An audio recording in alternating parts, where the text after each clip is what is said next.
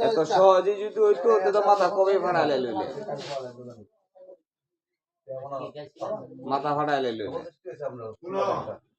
না আপনারা সব বুঝেন আমরা কিছুই বুঝি কি কামটা করছি কি খারাপ কামটা করছি আমি দেখান আপনি আঙ্গুলটা দেখান